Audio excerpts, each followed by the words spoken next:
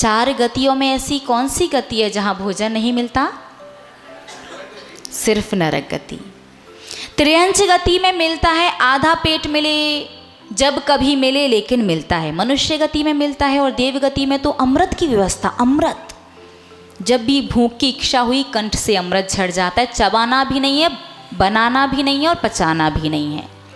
एकमात्र देव गति ही ऐसी है जहाँ जन्म से मृत्यु पर्यंत एक दाना भी भोजन का नहीं मिलता और धर्म स्नेही महानुभाव एक मुट्ठी, सॉरी देव गति नहीं, नरक गति।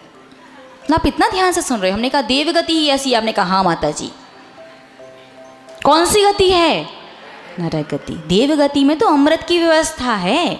एकमात्र नरक गति ही ऐसी है जहाँ जन्म से मृत्यु पर्यंत एक दाना भी भोजन का नहीं मिलता।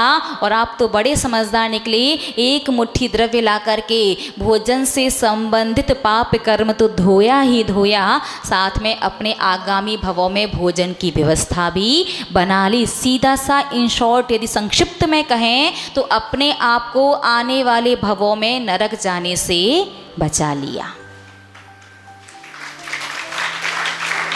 अब प्रश्न जब ये आता है ना कि 170 प्रकार के अनाज हैं और 170 प्रकार के अनाज में से हम चावल ही लेकर के क्यों आते हैं, तो इसका आंसर सबको आता है कि 170 प्रकार के अनाज में से चावल ही एक ऐसा अनाज है जो छिलके में से अलग होने के बाद पुनः उगता नहीं है। उसी प्रकार से हम भी चाहते हैं कि हे भगवान, हमारा भी संसार में पुनः पुनः जन्म और मरण ना हो।